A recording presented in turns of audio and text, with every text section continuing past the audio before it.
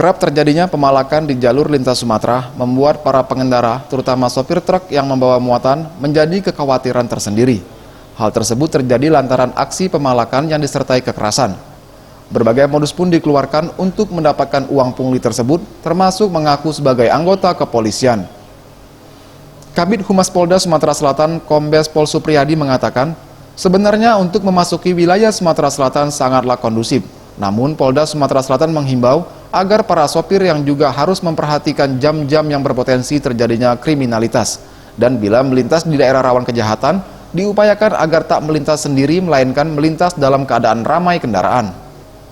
Kepada para sopir truk bermuatan barang untuk selalu berhati-hati dan waspada dalam melepas lelah saat melakukan perjalanan jauh di area di tepi jalan raya, serta selalu awasi kendaraan berikut barang muatannya, serta parkirlah di tempat yang aman seperti di area parkir SPBU ataupun di rest area. Ya, pada prinsipnya sebenarnya wilayah Sumsel termasuk yang kondusif. Hanya mungkin jam-jam yang harus diwaspadai adalah jam-jam pada saat sudah melewati tengah malam. Jadi diimbau kepada para sopir, kalaupun memang akan melintasi daerah Sumsel, diupayakan tidak perorangan atau tidak satu kendaraan, diupayakan dengan kendaraan yang lain.